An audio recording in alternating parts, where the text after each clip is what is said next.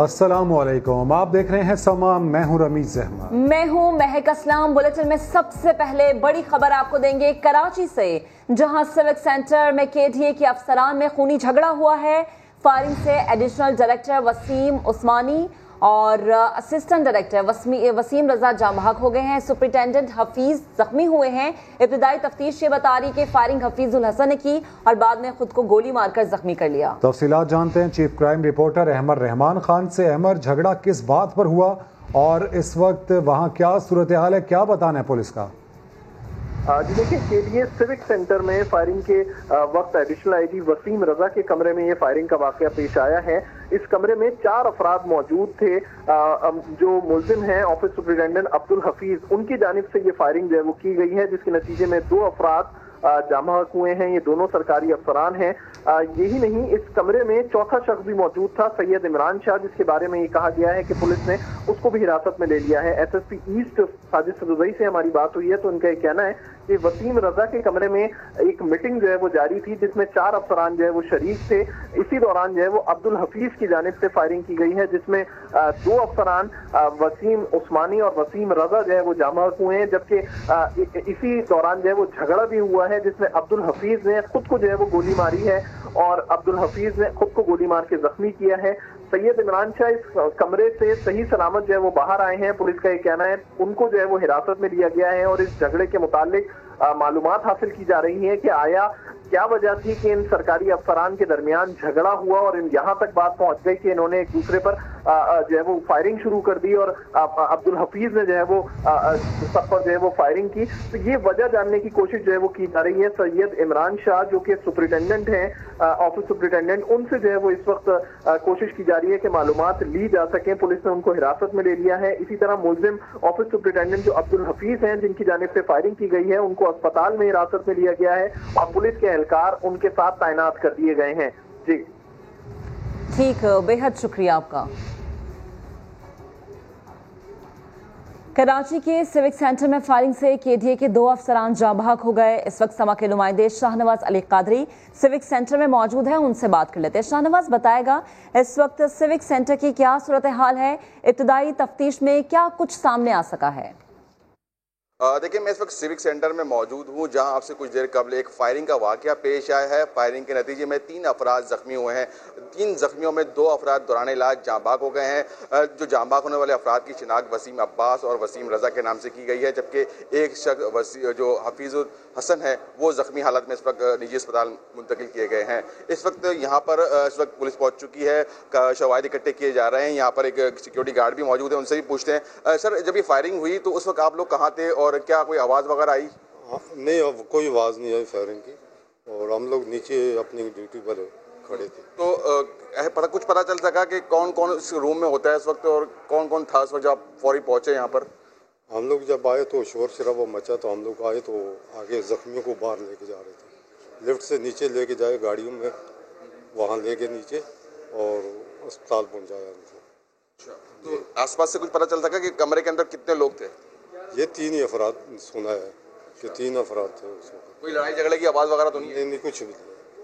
بالکل، جیسا کہ ان کا کہنا ہے کہ کوئی ایسی آواز تو نہیں آئی، اچانک سے فائرنگ ہوئی ہے۔ پولیس کا کہنا ہے کہ شواہد اکٹھے کیے جا رہے ہیں۔ لگتا ایسا ہے کہ جو حفیظ الحسن ہے ان کی جانب سے فائرنگ کی گئی اور آپس میں ہاتھا پائی کے دوران وہ خود بھی زخمی ہوئے ہیں۔ تاہم پولیس کا یہ کہنا ہے کہ زخمی ہونے کا جو والے جو حفیظ الحسن ہے ان کا بیان خاصا اہم ہے، وہی جو ہے بیان کے بعد بتا سکیں گے کہ واقعہ اصل کیا تھا اور حقائق سامنے آ سکیں گے۔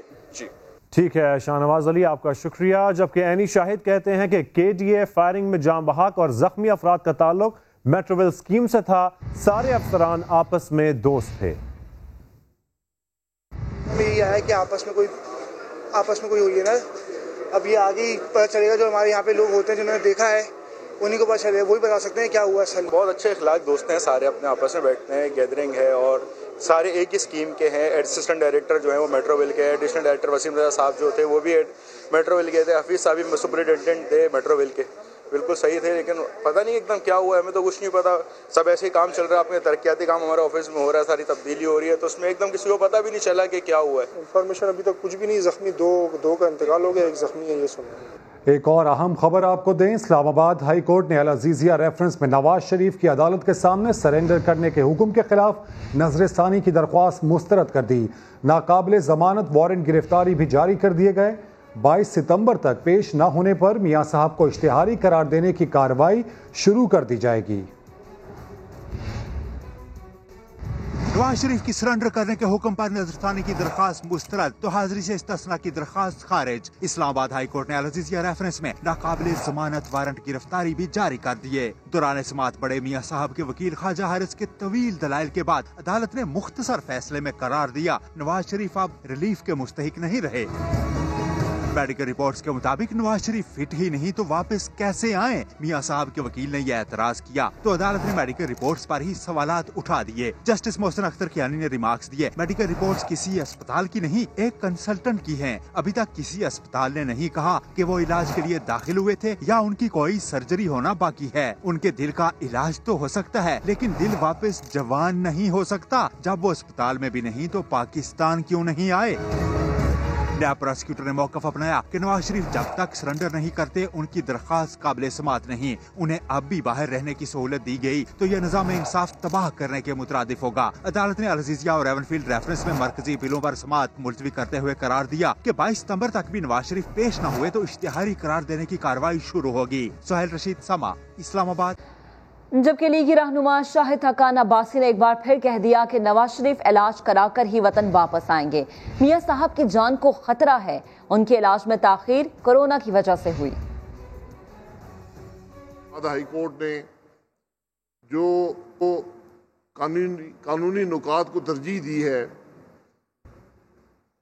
نواز شریف صاحب کی صحت کے حقائق کے حوالے سے ہمیں اس بات پر مایوسی بھی ہے، لیکن اس سے پہلے بھی نواز شریف صاحب نے ہمیشہ عدالتوں کا احترام کیا ہے۔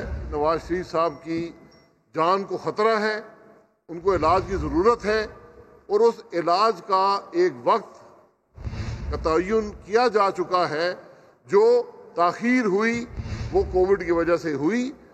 جیسے ہی ان کا علاج مکمل ہوتا ہے وہ انشاءاللہ پاکستان آئیں گے، عدالت کے سامنے پیش ہوں گے اور پھر جو بھی ملک کا قانون ہے، جو بھی حقائق ہیں، وہ اپنا راستہ لیں گے۔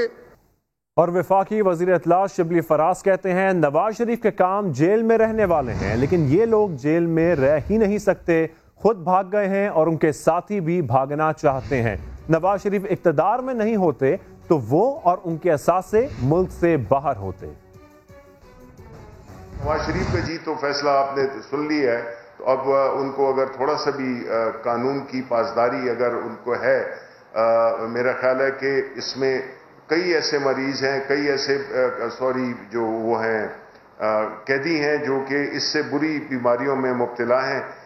یہ لوگ جو ہے نا یہ جیل میں یہ رہ نہیں سکتے ہیں، کام ان کے جیل میں رہنے والے ہیں، اور ان کا جو پھر جب آتا ہے عمل تو کم از کم اس میں پھر یہ بالکل صفر ہیں، یہ پھر بھاگنے کی کرتے ہیں، بھاگے ہوئے ہیں، باقی جو رہ گئے ہیں وہ بھی بھاگنا چاہ رہے ہیں۔ جو حمزہ شریف ہیں وہ بھی ان کی مزاج پہ ناگوار گزر رہا ہے کہ وہ جیل میں ہیں تو وہ بھی اسپتال آنا چاہتے ہیں۔ تو یہ اس قسم کا جو دو تین وہ ہے نا قانون کے وہ کہ جی ایک کے لیے ایک قانون، دوسرے کے لیے دوسرا قانون، اس سے معاشرے نے یہ جو ساری جو اضطراب ہے اسی وجہ سے پیدا ہوا ہے، جو کہ میرا خیال ہے اب قانون اپنا راستہ لے گا، اور ہم تو یہی کہتے ہیں، اور ان کو چاہیے، ان کی پارٹی ان کو چاہیے کہ وہ اپنے پارٹی کے لوگوں کو بھی سخت اس میں وہ چھوڑ گئے ہیں۔ اقتدار میں جب ہوتے ہیں وہ پاکستان میں ہوتے ہیں، ان کے اثاثے باہر ہوتے ہیں، اور جب اقتدار میں نہیں ہوتے تو ان کے اثاثے بھی باہر ہوتے ہیں اور وہ خود بھی باہر ہوتے ہیں۔ وفاقی وزیر ریلوے شیخ رشید احمد کہتے ہیں 30 دسمبر تک نون اور شین الگ ہوں گے، نواز شریف اگر واپس آئے تو جیل جائیں گے۔ نواز شریف نے اپنی سیاست کو خود دفن کیا ہے، اگر آتا بھی ہے تو جیل جانا ہے، اور اس کی اپیل کا کیا بنے گا یہ اس نے فیصلہ کر لیا کہ ظاہر ہے کہ وہ اپیل تو پھر خود بخود مسترد ہو جائے گی، کیونکہ انہوں نے کہا کہ ان کا نمائندہ قبول نہیں ہے، خود آ کے ریلیف کے مستحق ہو سکتے ہیں، ورنہ وہ ریلیف کے مستحق نہیں ہے۔ اب شہباز صاحب کی سیاست ہے، وہ کیا کرتی ہے، وہ اس کا فیصلہ بھی 20 تاریخ تک کچھ ہو جائے گا. پہلے کہہ چکا ہوں کہ 30 دسمبر تک نون اور شین الگ ہوں گے. الگ نہیں ہوں گے تو یہ سیاست اور ان کی خراب ہو جائے گی. آپس میں جو سیاست اندر یہ ان کی لگی ہوئی ہے وہ کھل کر باہر آ جائے گی. لندن میں زیر علاج سابق وزیر اعظم نواز شریف کی تازہ medical reports Lahore high court میں جمع کرا دی گئی. رپورٹ میں نواز شریف کو لندن میں ہی علاج جاری رکھنے کا مشورہ دیا گیا ہے. شاہد حسین کی رپورٹ میں مزید جانیے. Nawaz Sharif high risk category کے مریض ہیں، مکمل علاج ضروری ہے. سابق وزیر اعظم کو لندن میں ہی رہنے کا مشورہ. ڈاکٹرز کی رپورٹ لاہور ہائی کورٹ میں جمع کرا دی گئی. 4 صفحات پر مشتمل رپورٹ نواز شریف کے وکیل امجد پرویز نے جمع کرائی. رپورٹ کے مطابق ہائی رسک کیٹیگری کے مریض کو دل کے علاج کے لیے تمام اقدامات کرنے کی ضرورت ہے. دل کی شریانیں کھولنے کے لیے جلد ہی وقت مقرر کیا جائے گا. پلیٹلیٹس کا علاج دل کی بند شریانیں کھولنے کا عمل مکمل ہونے کے بعد کیا جائے گا. ڈاکٹرز نے مشورہ دیا ہے کہ نواز شریف میڈیکل تھراپی اور روٹین کی چہل قدمی جاری رکھیں. نواز شریف کے مطابق وہ پاکستان کی جیل میں تنہا قید تھے، وہاں ان کی حالت زیادہ خراب ہوئی. اور آپ کو بتائیں بلاول بھٹو زرداری نے کہا ہے کہ عوام عمران خان کو ایک دن بھی برداشت نہیں کر سکتے. حکومت کو جانا ہی ہوگا. 2 نہیں 1 پاکستان چاہیے تو قانون سب کے لیے برابر ہونا چاہیے. سما کے نمائندے سنجے سادوانی سے خصوصی گفتگو میں انہوں نے مزید کیا کہا، آپ کو دکھاتے ہیں. پی سی جو آپ کرنے جا رہے ہیں کوئی اناف تبدیلی زیر غور ہے سر؟ اے پی سی اس قسم کے جو ٹاپکس ہیں وہ اے پی سی میں ڈسکس ہوتے ہیں، وہاں فیصلے تھے. میں آپ کو سوال کا جواب نہیں دے. اچھا، دوسرا سر آپ کیا سمجھتے ہیں عمران خان کو 5 سال پورے کرنے نہیں دیے جائیں تاکہ جو حالات ہیں اس کو پتہ لگے؟ میں سمجھتا ہوں کہ پاکستان کے عوام جو ہے وہ عمران خان کو 5 سال کیا 1 دن بھی برداشت نہیں کر سکتے ہیں، اور اپوزیشن کو سخت اور مشکل فیصلے لینا چاہیے عوام کی بحالی کے لیے. نون لیگ پر آپ کا اعتماد ہے کہ وہ آپ کے ساتھ کھڑی ہوگی؟ اپوزیشن پارٹیز کا اوبیسلی ہمارا ہر جماعت کا اپنا سیاست بھی ہے، لیکن جہاں تک اس حکومت کی بات ہے، جہاں تک اس حکومت کا کردار ہے، ہم سب ایک ہی پیج پہ ہیں اور ہمارا گول ایک ہے. ہم نے اب اپنا اسٹریٹجی کو ایک کرنا ہے انشاءاللہ تعالی. گول کیا ہے؟ عمران خان کو ہٹانا یا حکومت پی ٹی آئی کی ہٹانا؟ گول ہے کہ ہم جمہوریت کو بحال کریں، ہم پاکستان کے عوام کو آزاد کریں، تاکہ وہ نہ صرف آپ کا چینل بھی فری ہو مگر ہمارا جو پارلیمان ہے وہاں بھی آزادی واپس آ جائے. اور سر احتساب کا جو نعرہ ہے وہ آپ سمجھتے ہیں کہ جو ان کے معاون خصوصی ہیں کیا ان کا بھی احتساب ہوگا؟ اگر پاکستان میں اگر 1 نہیں یہ 2 نہیں 1 پاکستان ہے تو پھر سارے کو ایک ہی قانون کے تحت جواب دینا چاہیے. مگر جیسے کہ آپ نے دیکھا پچھلے 2 سال میں صرف اپوزیشن کو جواب دینے کے کہتے ہیں، اور ان کے اپنے لوگ جنہوں نے کرپشن کے ریکارڈز توڑ دیے ہیں، جن کے بارے میں بیرون ملک لکھا جا رہا ہے. باہر کے پیپرز تو لکھتے ہیں، یہاں کے پیپرز میں سپیس نہیں دی جاتے، ان کو بھی جواب دینا چاہیے. ٹھیک ہے. غریب طبقے کے لیے ہاؤسنگ پروجیکٹ کا افتتاح کر دیا گیا. راوی ڈیولپمنٹ منصوبے کے افتتاحی تقریب سے خطاب کرتے ہوئے وزیر اعظم عمران خان کا کہنا تھا نئے پاکستان میں صرف امیر طبقے کا نہیں بلکہ غریب طبقے کا بھی خیال رکھا جا رہا ہے. یہ جو ایک پورا نیا شہر بنانا یہ آسان کام نہیں ہے. اس میں بڑی مشکلیں آئیں گی، راستے میں رکاوٹیں آئیں گی. میں ابھی بھی سوچ رہا تھا کہ کدھر سے رکاوٹیں آئیں گی. رکاوٹوں نے آنا ہے، لیکن یہ ہم فیصلہ کر لیں کہ یہ شہر لاہور کی بھی ضرورت، پاکستان کی بھی ضرورت ہے. یہ جو ہم نے اب ہماری کنسٹرکشن کے اندر نئی ہاؤسنگ کی ہے، افورڈیبل ہاؤسنگ، پہلی دفعہ پاکستان میں، پہلے تو روٹی کپڑا مکان ایک سلوگن تھی، یہ پہلی دفعہ ہم اب لوگوں کے لیے جو ہماری ہاؤسنگ اب شروع ہو رہی ہے نیا پاکستان ہاؤسنگ میں، باقاعدہ ہم صرف یہی نہیں کہ ہم ہر جگہ جو بھی سوسائٹی بنے گی اب اس کے اندر غریبوں کی ہاؤسنگ رکھیں گے، باقاعدہ ان کے لیے ہم نے پیکج دیا ہے 30 ارب روپے کا، ان کو سبسڈائز کر کے گھر دیں گے. اور یہ جو انشاءاللہ راوی پروجیکٹ ہوگا اس میں باقاعدہ افورڈیبل ہاؤسنگ ہوگی، تاکہ یہ نہ ہو کہ وہ بیچارے کچی بادیوں میں لوگ رہیں، وہ بھی یہاں آ کے ان کے لیے بھی گھر ہوں. वज़ीर आज़म इमरान खान लाहौर पहुंचे तो गवर्नर पंजाब और वज़ीर आला पंजाब ने इस्तकबाल किया। वज़ीर आज़म ने river Ravi front urban development project का संग बुनियाद रख दिया। वज़ीर आज़म की लाहौर में क्या मसरूफियात होंगी, बताएंगे समा के नुमाइंदे मोहम्मद अली जड़। जी अली, बताइएगा। जी, वज़ीर आज़म इमरान खान आज एक रोज़ा मुख्तसर दौरे पर तकरीबन दोपहर 3:30 बजे इस्लामाबाद से लाहौर एयरपोर्ट पहुंचे तो वहां पर गवर्नर पंजाब चौधरी मोहम्मद सरवर और वज़ीर आला पंजाब सरदार उस्मान बुज़दार ने उनका इस्तकबाल किया। वफाकी वज़ीर शफकत महमूद और सेनेटर फैसल जावेद भी उनके हमरा थे। वहाँ एयरपोर्ट पर मुख्तसर क़याम के बाद बाज़रिया हेली वो काला खताई रोड शाहदरा रवाना हो गए, जहाँ पर उनने रावी रिवर फ्रंट के जो प्रोजेक्ट है उसका संग बुनियाद रखा, तकरीब से खिताब किया।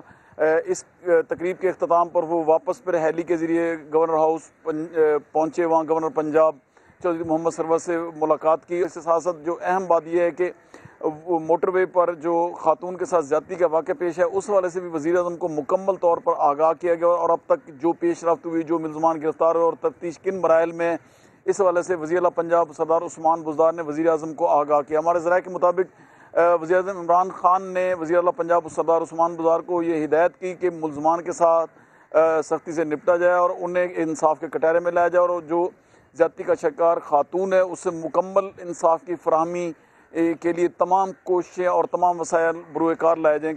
अपडेट्स के लिए शुक्रिया अली जड़। चेयरमैन नैब जावेद इकबाल ने यकतरफा एहतसाब के इल्ज़ाम को मुस्तरद कर दिया। उन्होंने कहा आज तक किसी बेगुनाह के खिलाफ मुकदमा या रेफरेंस तैयार नहीं किया। एक धेले की नहीं करोड़ों और अरबों की करप्शन की गई, फैसला भी बाकी है। जल्द दूध का दूध और पानी का पानी हो जाएगा। कुदरत का एक अपना निज़ाम, आप जो होते हैं आप वही काटते हैं। ऐसा नहीं है कि कोई आदमी बेगुनाह है और उसके खिलाफ केस रजिस्टर किया गया है या उसके खिलाफ रेफरेंस तैयार किया गया है। किसी भी धेले की करप्शन नहीं है। करप्शन का रेशो तो करोड़ों और अरबों में। मैं इस तसुर की सख्ती से नफी करता हूँ। एहतसाब एक तरफा सिर्फ उन लोगों को नजर आता है उनकी आंखों पर पट्टी है या तसुर की ऐनक है। चंद दिन पहले वो मालूम के बड़े सियासतदान हैं, वो कह रहे थे कि मैं चेयरमैन को मनाजरे का चैलेंज करता हूँ। उन्होंने कहा था जी नैब की क्या ताकत है, ये तो अपनी नाक से मक्खी नहीं उड़ा सकता। मैं उनकी खिदमत में मुहर्रमाना अर्ज करूँ कि नैब ने कभी किसी मक्खी को इजाजत ही नहीं दी कि उनके नाक पे बैठे। अगर करप्शन होगी तो ज्यादा केस रजिस्टर होंगे, जब ज्यादा केस रजिस्टर होंगे तो ज्यादा जमानतें भी होंगी। जमानत का हो जाना कोई बड़ी बात इसलिए नहीं है। तो मर्डर केसेस में भी जमानतें हो जाती, उनको संजीदगी से लेने की इसलिए ज़रूरत नहीं कि फैसला हनूज बाकी है। एंटी करप्शन फोर्स की तादाद भी बढ़ रही है। केसेस का इंशाअल्लाह जल्द अज जल्द फैसला होगा। दूध का दूध और पानी का पानी हो जाएगा।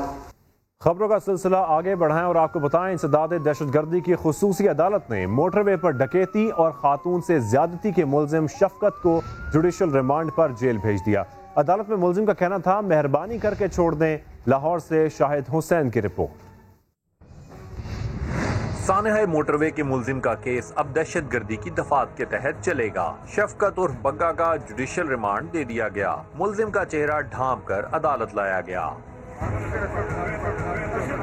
अदालत ने मुलजिम की शनाख्त परेड के लिए खुसूसी इंतजामात की हिदायत की। फाजिल जज ने कहा कि मुलजिम को दूसरों से अलग रखा जाए। दौरान समाअत जज ने मुलजिम से पूछा कि अगर तुमने कुछ कहना है तो बताओ। शफकत ने कहा बस जी मेहरबानी कर दें। फाजिल जज ने पूछा क्या मेहरबानी करें, जिस पर मुलजिम ने कहा मुझे छोड़ दें। जज का कहना था कि तुम्हारा डीएनए मैच कर गया है, अगर तुमने कुछ नहीं किया होगा तो रिहा हो जाओगे। इससे पहले पुलिस ने मुकदमे में इंसदाद दहशतगर्दी की दफात लगाई और इसे सेशन अदालत पेश कर दिया। सेशन अदालत के जज ने इन दफात के बायस समाअत से माजरत की और मुलजिम को इंसदाद दहशतगर्दी की अदालत ले जाने की हिदायत की। मैं गुलरेज मंशा और अजहर इकबाल के साथ शाहिद हुसैन, समा, लाहौर। मोटरवे ज्यादती केस के मरकजी मुलजिम का एक और साथी गिरफ्तार कर लिया गया। इकबाल उर्फ बाला मिस्त्री वारदात के रोज रास्ते से लौट गया था, लेकिन दीगर जराइम में गैंग के साथ सरगर्म रहा है। जहांगीर खान की रिपोर्ट। मोटरवे ज्यादती केस आबद अली गैंग का एक और रुकन गिरफ्तार। मरकजी मुलजिम ताहाल मफरूर। मुलजिम इकबाल उर्फ बाला मिस्त्री को साहिवाल के करीब से पकड़ा गया, जिसकी निशानदही वकारुल हसन और अब्बास ने ही की थी। तफ्तीशी जराये के मुताबिक मुलजिम मोटरवे रेप केस में मुलव्वस नहीं, लेकिन गैंग का हिस्सा है। गिरफ्तार मुलजिम शफकत ने भी दौरान तफ्तीश पुलिस को बताया था कि मरकजी मुलजिम आबद ने उसे और इकबाल को फोन करके लाहौर बुलाया, लेकिन इकबाल वारदात से पहले रास्ते से ही वापस चला गया। तफ्तीशी जराये के मुताबिक मुलजिम इकबाल उर्फ बाला मिस्त्री साबका रिकॉर्ड याफ्ता है का कहना है कि वो मरकजी मुलजिम आबद अली की गिरफ्तारी में मावन साबित हो सकता है।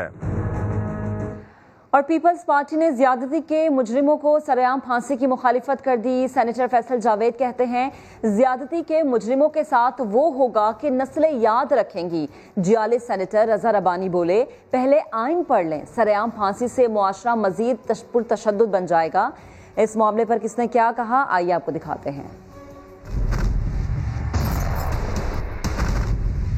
यहाँ पे देखने में ये आ रहा है कि रियासत मां जैसी तो ना बनी, बहन जैसी तो बन गई। पूरा सिस्टम हम जो है इसको ठीक करने के लिए जा रहे हैं। पूरी पार्लियामेंट सख्त कवानीन ला रही है। आपके साथ वो होगा कि आपकी नस्लें याद रखेंगी। इस बात में प्राइड लेती है। पब्लिक हैंगिंग करेंगे। पब्लिक हैंगिंग अगर आपने करनी है तो पहले आइन का आर्टिकल 12 पढ़ ले। इन दरिंदों के इंसानी हकूक नहीं होते, इंसानों के लिए इंसानी हकूक होते हैं। सरेआम फांसी जो है वो अव्वलीन तरजीह। पब्लिक हैंगिंग के साथ सोसाइटी मजीद ब्रूटलाइज होगी। हमें पता है कि बहुत से लोगों को सियासी पुष्टपनाही भी हासिल होती है ऐसे कामों में। आप आइंदा से ये होने नहीं जा रहा। इस वक्त पाकिस्तान में इंसानी हुकूक भी नहीं है। रेपिस्ट राज है, डाकू राज है। ना इस मुल्क में डाकू राज है और ना रेपिस्ट राज है। पूरी असेंबली से करारदाद मैं खुद पास कर चुका हूं कि इन रेपिस्ट को हैंग किया जाए, चौक चौराहों में उनको फांसी दी जाए। इंसानी हुकूक का कमीशन मौजूद नहीं है, हमारे बच्चे महफूज नहीं है, हमारे खवातीन महफूज नहीं है। एक मैसेज जाएगा पूरे मुल्क को जाएगा कि कोई रेपिस्ट जो यहाँ पे इखलाक नहीं जा सकता। आप फिर उसमें हमें सपोर्ट करें। अपोजिशन लीडर शहबाज शरीफ सानेह मोटरवे पर अजीबो गरीब बयान दे रहे हैं। कहा जिस मोटरवे पर सानेहा हुआ वो नवाज शरीफ ने बनाई थी। इससे पहले वो ज़ैनब केस में सियासत कर रहे थे। अपोजिशन लीडर शायद अपना रवैया भूल गए। सानेहा मोटरवे पर सियासत। कौमी असम्बली में अपोजिशन लीडर शहबाज शरीफ जोश खिताबत दिखा रहे थे कि सानेहा बयान करते करते बड़े मियाँ साहब के गुन गाने लगे और इस धुन में अजीब बात कर गए। यहाँ पर ये मैं समझता हूँ कि कहना गैर मुनासिब नहीं होगा कि ये मोटरवे भी अल्हम्दुलिल्लाह मियाँ नवाज शरीफ की सरबराही में मुस्लिम लीग नून ने बनाया। ये अल्लाह ताला के बेपाया फजल करम है कि इसका पूरा क्रेडिट ये मियाँ नवाज शरीफ की गवर्नमेंट को जाता है और मुस्लिम लीग नून को जाता है और उनकी टीम को जाता है। इससे पहले ज़ैनब केस में भी वो पीटीआई हुकूमत को बड़े जोर शोर से आड़े हाथों ले रहे थे।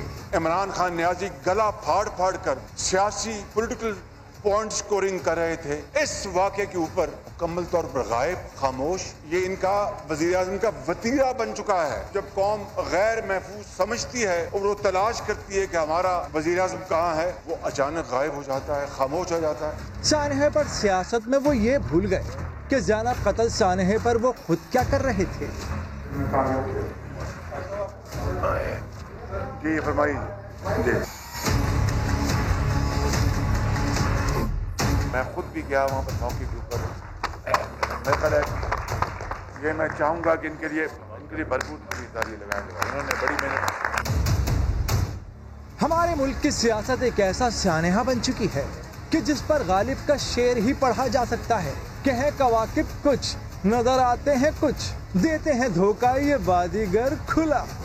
और कराची में नन्नी मरवा के कत्ल केस में गिरफ्तार मुलजिम फैज ने अपने दोस्त के साथ मिलकर घिनौना कदम उठाया। मुलजिम फैज ने एतराफ जुर्म कर लिया। अदालत ने दोनों का 26 सितंबर तक जिस्मानी रिमांड मंजूर कर लिया। इरफानुल हक की रिपोर्ट में जानिए। PIB کالونی کی ننھی پری کے قتل کیس کی گتھی سلجھنے لگی. پولیس کے زیر حراست ملزم فیض نے 6 سالہ مروہ کو اغوا اور زیادتی کا نشانہ بنانے کا اعتراف کر لیا. درزی کی دکان پر کام کرنے والے ملزم نے بیان دیا کہ اس نے اپنے دوست عبداللہ کے ساتھ یہ گھناؤنی حرکت کی. زیادتی کی وجہ سے بچی کی موت واقع ہوئی تو لاش کو کچرا کنڈی میں پھینک دیا گیا. ملزم فیض مروہ کے محلے میں ہی رہتا ہے. پولیس نے فیض اور اس کے دوست عبداللہ سمیت نواز کا بھی جسمانی ریمانڈ حاصل کر لیا. دوران تفتیش مزید اہم انکشافات کا امکان ہے، جبکہ پولیس کو ملزمان کے DNA رپورٹس کا بھی انتظار ہے. 6 سالہ مروہ کو 4 ستمبر کو اغوا کیا گیا تھا، جس کی لاش 3 دن بعد ملی تھی. عرفان الحق، ساما، کراچی.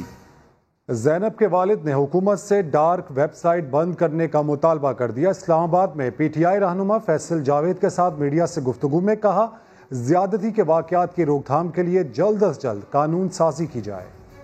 گورنمنٹ سے، حکومت سے یہ مطالبہ کروں گا کہ ایسی ٹیکنالوجی موجود ہے کہ جو ڈارک ویب سائٹ ہیں جن پر چائلڈ پورنوگرافی کی فلمیں وغیرہ چلتی ہیں ان کو بین کیا جائے. زینب بل پاس ہوا ہے بچوں کی ریکوری کے لیے، ان کو تحفظ دینے کے لیے. اس پر پارلیمنٹ کی کو ہم کہیں کہ جتنی بھی جلدی ہو سکے قانون سازی کریں.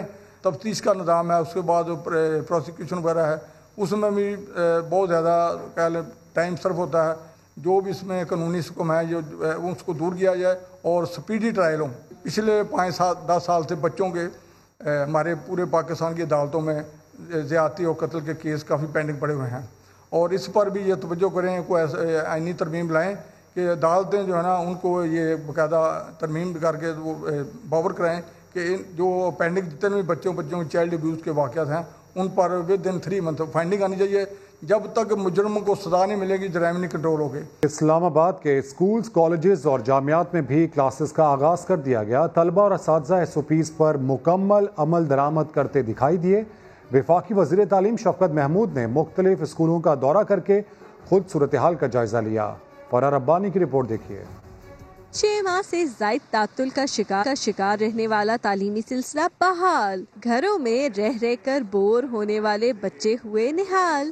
ابتدائی طور پر کالجز اور یونیورسٹی کے طلباء کے علاوہ اسکولز میں صرف 9ویں اور 10ویں کے طلباء کو بلایا گیا. SOPs پر عمل درآمد بھی بھرپور نظر آیا. گیٹ پر ہی ٹیمپریچر چیک کراؤ، ماسک پہن کر اندر آؤ اور سینیٹائزر لگاؤ، پھر سیدھے کلاس روم میں جاؤ. اسکول آگے بہت اچھا لگا اور سب فرینڈ سے بھی ملے آپس میں. ہمیں تو بہت اچھا لگ رہا ہے، ہم تو بڑے عرصے سے تیاری کر رہے ہیں بچوں کے آنے کی. وفاقی وزیر تعلیم شفقت محمود نے بھی مختلف اسکولوں کا دورہ کر کے صورتحال کا جائزہ لیا. کنٹرول رومز بنا دیے گئے ہیں، ہر اسکول کی مانیٹرنگ ہو رہی ہے اور یہ دیکھا جائے گا کہ اگر کہیں خدا نہ خواستہ کوئی عمل درآمد نہیں ہو رہا ان کو وارننگ دی جائے گی اور پھر اسکول بند بھی کیا جا سکتا ہے. ابتدائی طور پر بچوں کو گروپس کی صورت میں اسکول آنے کی ہدایت کی گئی ہے، جس کے باعث اسکولز میں حاضری کافی حد تک کم رہی. 6 ماہ سے زائد عرصے کے بعد تعلیمی اداروں کرنے والے بچے پر امید ہیں کہ اب یہ سلسلہ بنا تعطل جاری رہے گا. کیمرہ مین فیصل مسعود یوسف کے ساتھ فرار ربانی، سما، اسلام آباد. ملک کے دیگر شہروں میں بھی تعلیمی ادارے کھل گئے. میٹرک، انٹر اور یونیورسٹی کے طلباء نے خوشی کا اظہار کیا. پرائمری کلاسز پلان کے تحت بعد میں شروع ہوں گی. ملک بھر کے تعلیمی اداروں میں تدریسی عمل کا آغاز. سیالکوٹ میں کینٹ اسکول کے طلباء کو بینڈ بجا کر خوش آمدید کہا گیا. انوکھے انداز میں استقبال پر طلباء خوش نظر آئے. شیخوپورہ میں 9ویں اور 10ویں جماعت کے طلباء کے لیے 2 مرحلوں میں کلاسوں کا اہتمام کیا گیا. سماجی فاصلے کا خیال اور ہینڈ سینیٹائزرز کا استعمال لازمی قرار دیا گیا. لیاقت پور اور لیا کے اسکولوں میں بھی SOPs کی پابندی کو یقینی بنایا گیا. ڈیرہ غازی خان اور جہلم کے نجی اور سرکاری تعلیمی اداروں میں بھی تمام SOPs کے ساتھ پڑھائی کا عمل جاری رہا. حیدرآباد کے اسکولوں میں بھی 6 ماہ بعد رونقیں بحال ہو گئیں. تمام طلباء ضروری ہدایات پر عمل کرتے نظر آئے. ٹنڈو کے گورنمنٹ گرلز ہائی اسکول میں طلباء کی حاضری 0 رہی. ثوابی اور دیر کے تعلیمی اداروں میں حکومتی احکامات پر عمل درآمد. استقبالی گیٹ پر تھرمل گن سے درجہ حرارت چیک کیا گیا. طلباء کو مخصوص فاصلے سے بٹھایا گیا. کراچی میں 6 ماہ بعد کتب خانے بھی کھل گئے. مطالعے کے شوقین کہتے ہیں لائبریری بند نہیں ہونی چاہیے. خورشید عالم کی رپورٹ.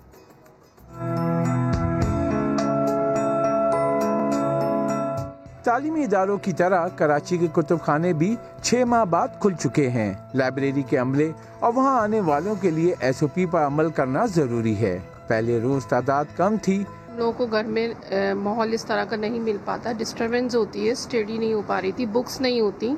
لائبریری انتظامیہ کے مطابق کتب بینی کا شوق رکھنے والوں کے لیے لائبریری میں بھی ماسک کا انتظام ہے۔ بہت اچھا لگ رہا ہے کہ ریڈرز اب آنا شروع ہو گئے اور ہم لوگ تمام SOPs پر عمل کرتے ہوئے ہم لائبریری میں ریڈرز کو الاؤ کیا ہوا ہے۔ کورونا سے بچاؤ کے لیے اس سال مارچ میں جہاں دیگر کاروبار بند کر دیے گئے تھے، وہاں کتب خانے بھی بند کرنے کے احکامات جاری ہوئے تھے۔ کیمرامین محمد عاطف کے ساتھ خورشید عالم، سما، کراچی۔ مانسون بارشیں تو گزر گئیں لیکن اندرون سندھ کئی علاقے اس کے اثرات سے نکل نہ سکے۔ عمرکوٹ کے سینکڑوں دیہات تاحال پانی میں ڈوبے ہوئے ہیں۔ عبدالجبار نہڑی کی رپورٹ۔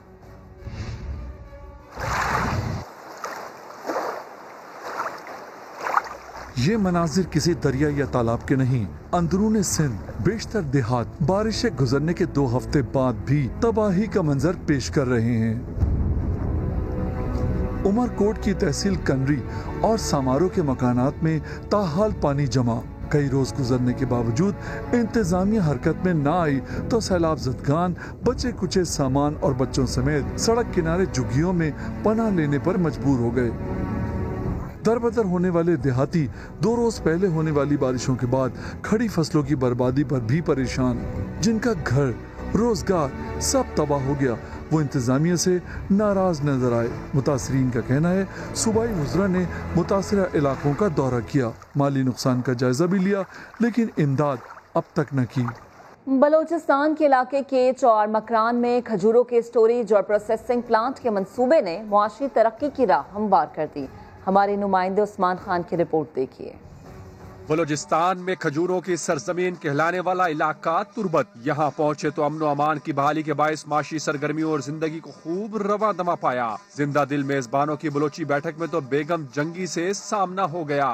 بات کسی جنگجو خاتون کی نہیں، تربت کی اعلیٰ معیار کی کھجور کی ہو رہی ہے، جس کا نام ہی بیگم جنگی ہے۔ ساتھ میں منٹ کی لسی، واقعی توازو کا مزہ آ گیا۔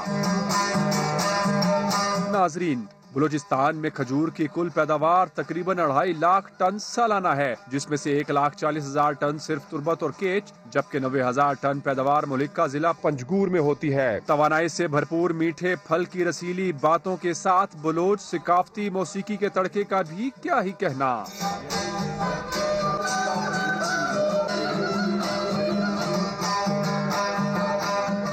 کھجور کی پیداوار کا گڑھ ماضی میں جدید سہولیات نہ ہونے کے باعث معاشی ثمرات سمیٹنے سے محروم رہا، لیکن رکاوٹوں کے بادل اب چھٹتے جا رہے ہیں۔ 1000 میٹرک ٹن کولڈ اسٹوریج ہے اور 2000 پر کے جی جو پروسیسنگ یونٹ ہے، اس کی مشینری آنے ہیں۔ باقی کولڈ اسٹوریج اس سال سے ہم نے فنکشنل کی۔ سہولت نہ ہونے کی وجہ سے بہت ساری تقریباً 60-70% کھجور بڑی خراب ہو جاتی تھی۔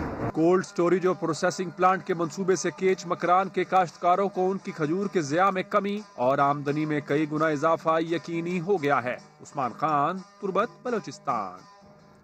مہنگائی اور معاشی بدحالی کے بادل چھٹنے کے روشن امکانات۔ ایشیائی ترقیاتی بینک نے پاکستان کے لیے موجودہ مالی سال کو معاشی بحالی کا سال قرار دے دیا۔ مہنگائی میں نمایاں کمی آنے کی نوید بھی سنا دی۔ اسلام آباد سے شکیل احمد کی رپورٹ۔ کورونا کیسز میں کمی، ادارہ جاتی اصلاحات اور معاشی سرگرمیوں کا آغاز۔ پاکستان کی معاشی صورتحال میں بہتری کے آثار ظاہر ہونے لگے۔ ایشیائی ترقیاتی بینک نے اپ ڈیٹ آؤٹ لک رپورٹ 2020 جاری کر دی۔ رپورٹ کے مطابق پاکستان نے صحت و معاشی چیلنجز سے نمٹنے میں نمایاں کامیابی حاصل کی۔ حکومت کی جانب سے 1200 ارب روپے سے زیادہ کے پیکیج سے کاروباریوں اور غریب طبقے کو ریلیف ملا۔ گزشتہ سال ٹڈی دل حملے کے باوجود زرعی شعبے کی گروتھ 2.7% رہی۔ رپورٹ میں کہا گیا ہے کہ پاکستان میں رواں مالی سال معاشی شرح نمو 2%، جبکہ کرنٹ اکاؤنٹ خسارہ 2.4% رہنے کا امکان ہے۔ مہنگائی کی شرح 10.7% سے کم ہو کر 7.5% پر آ جائے گی۔ رپورٹ میں اس عزم کا اعادہ بھی کیا گیا کہ ADB پاکستان کو پائیدار ترقی کی راہ پر واپس لانے کے لیے مدد کرتا رہے گا۔ آپ کو اہم خبر دیں گے، حکومت کا سرکاری اداروں کی نجکاری کے لیے اہم فیصلہ سامنے آیا ہے۔ 12 سرکاری اداروں کی فہرست تیار کر لی گئی ہے۔ تفصیلات جانیں گے اشرف خان سے۔ اشرف، کون کون سے ادارے شامل ہیں اس فہرست میں؟ جی IMF کی شرط بھی تھی جس پہ حکومت نے بڑا فیصلہ کیا. 12 سرکاری اداروں کی نجکاری کی فہرست تیار کر لی. 12 جو سرکاری ادارے ہیں اس میں ہاؤس بلڈنگ فائنانس کارپوریشن ہے, نیشنل انجینئرنگ سروسز ہے, نیشنل انویسٹمنٹ ٹرسٹ ہے اور اوورسیز امپلائیز کارپوریشن بھی ہے, پاکستان انویسٹمنٹ پلاننگ انٹرسٹ بھی ہے, پاکستان ایکسپورٹ سینٹر بھی ہے, پاکستان ٹیلی ویژن کا بھی نام اس میں شامل ہے, پاکستان ٹورزم بھی ہے, Sui northern gas pipeline limited بھی ہے, southern gas pipeline limited بھی فہرست میں شامل ہے, یوٹیلیٹی اسٹور کارپوریشن کا بھی نام ہے اور زرعی ترقیاتی بینک کو بھی اس کمیٹی نے اس میں شامل کیا ہے تاکہ یہ وہ ادارے ہیں جو کہ پہلے مرحلے میں 12 اداروں کو فوری طور پہ اس کی جو انشکاری کرنے کا فیصلہ ہوا ہے اور اس کی جو اس کے لیے جو مشیر ہے وزیر اعظم برائے انسٹیٹیوشن ریفارم ڈاکٹر اشرف حسین اس کی سربراہی کریں گے. ٹھیک, اشرف آپ کا بے حد شکریہ. وفاقی کابینہ نے کورونا سے بچاؤ کی حفاظتی کٹس کی برآمد کی منظوری دے دی. اینٹی ملیریا ڈرگز اور کلوروکوئن کی برآمد کی بھی اجازت ہوگی. تو وفاقی کابینہ نے کورونا سے بچاؤ کی حفاظتی کٹس کی برآمدگی کی منظوری دے دی. اینٹی ملیریا ڈرگز اور کلوروکوئن کی برآمد کی بھی اجازت ہوگی. وزارت تجارت کی جانب سے ایسا کہا گیا. وفاقی کابینہ نے وزارت تجارت کی تیار کردہ سمری کی منظوری دے دی ہے اور اس اعلامیے کے مطابق کورونا سے بچاؤ کے سامان کی برآمد پر اب کوئی پابندی نہیں ہوگی. اسی پر اپڈیٹس حاصل کریں گے سما کے نمائندے شکیل احمد سے. شکیل, مزید کیا کچھ ہوا اس اجلاس میں؟ دیکھیں, وفاقی کابینہ نے کورونا سے بچاؤ کی حفاظتی کٹ کی برآمد کی منظوری دے دی ہے. کورونا وائرس جب شروع ہوا تھا تو اس وقت ان تمام اشیاء کی برآمد پر پابندی عائد کی گئی تھی, لیکن اب اینٹی ملیریا ڈرگز اور کلوروکوئن سمیت جتنی بھی ادویات ہیں متعلقہ ان کی برآمد کی اجازت ہوگی. وفاقی کابینہ نے منظوری دے دی ہے کیونکہ وزارت تجارت نے ایک سمری پیش کی تھی. ساتھ ساتھ یہ بھی کہا گیا ہے کہ کورونا سے بچاؤ کے تمام سامان کی برآمد پر اب کوئی پابندی نہیں ہوگی اور اس کے علاوہ مشیر. ٹھیک ہے, اپڈیٹس کے شکریہ شکیل. وفاقی دارالحکومت میں پھر مظاہروں کا موسم آ گیا. سیکریٹریٹ کے عملے نے دیگر ملازمین کے برابر مراد نہ ملنے کے خلاف احتجاج کیا. شہر کے سرکاری اسپتالوں کے ڈاکٹرز نے بھی مظاہرہ کر کے تنخواہوں میں اضافے کا مطالبہ کیا. ارحم خان کی رپورٹ. اسلام آباد میں وفاقی سیکریٹریٹ ملازمین کا وزارت خزانہ کے سامنے سخت احتجاج, شدید نعرے بازی, تنخواہیں بڑھانے اور مراد دیگر وفاقی ملازمین کے مساوی کرنے کا مطالبہ. کہا حکومت اپنے وعدے پورے کرے. پریشانی کا یہ عالم ہے جو ریلیف پرووائڈ کیا جاتا ہے اوپر والوں کے لیے ہے, جو کٹ لگنا ہے وہ 1 سے 16 تک کے جو غریب اور پسا ہوا طبقہ ہے صرف انہی کے لیے ہے. ہم یاد دہانی کے لیے یہاں پر جمع ہوئے ہیں کہ حکومت کو یاد کرائیں کہ آپ نے ہم سے ایک وعدہ کیا, اس فیصلے میں سستی مت کی جائے. دوسری جانب وفاقی دارالحکومت کے تمام سرکاری ہسپتالوں کے ڈاکٹرز بھی تنخواہ میں اضافے کے لیے ہم آواز. احتجاجی مسیحاؤں نے کہا آج تو علامتی احتجاج ہے, مطالبات پورے نہ ہوئے تو آئندہ کا لاہیا عمل طے کریں گے. ہماری پے کو انکریز کریں, بس ابھی ہم اور صبر نہیں کر سکتے. اگر یہ نہیں ہوتا ہم جائیں گے, ہم سٹ ان کریں گے. مسیحاؤں کا کہنا تھا کورونا وبا میں وفاق کے ڈاکٹروں نے بھی جان ہتھیلی پر رکھ کر کام کیا. تنخواہیں بھی صوبوں میں گریڈ 17 اور اس کے اوپر کے ڈاکٹرز کے مساوی کی جائیں. کیمرہ ٹیم اور ساتھی رپورٹر نور الامین دانش کے ساتھ ارحم خان, سما, اسلام آباد. پاکستان کرکٹ بورڈ کے چیئرمین احسان مانی اور دیگر کرکٹرز وزیر اعظم عمران خان سے کل اہم ملاقات کریں گے. ڈومیسٹک کرکٹ میں اصلاحات سے متعلق تجاویز پر غور کیا جائے گا. اسی پر بات کریں گے اپنے نمائندے شعیب جٹ سے. جی شعیب, بتائیے گا. جی بالکل, بڑی اہم ملاقات ہے. وزیر اعظم نے کل جو ہے 25 منٹ کا وقت دیا ہے. کل دوپہر 2 بجے کے 15 منٹ پہ یہ ملاقات ہوگی جس میں احسان مانی, وسیم خان, وسیم اکرم, اظہر علی, محمد حفیظ اور ان کے علاوہ جو ہے کپتان ہیڈ کوچ مصباح الحق بھی شامل ہوں گے. یہ کھلاڑی جو ہیں, جو کرنٹ کھلاڑی اور کوچز ہیں, یہ بات کریں گے ڈپارٹمنٹل کرکٹ کی بحالی پہ, جبکہ عمران خان نے دورہ انگلینڈ میں کیا ہوا اس پہ بھی ان سے جواب طلبی کریں گے اور پاکستان کرکٹ کو آگے کیسے بہتر کرنا ہے اس پہ بھی بات ہوگی. بہرحال جو محمد حفیظ ہیں, اظہر علی ہیں اور مصباح الحق ہیں, ان کا مقدمہ یہی ہوگا کہ یہ ڈپارٹمنٹ کرکٹ کی بحالی کریں. ٹھیک ہے شعیب, آپ کا شکریہ. بریک کے بعد آپ دیکھ سکیں گے پروگرام 7 سے 8. دیکھتے رہیے سما.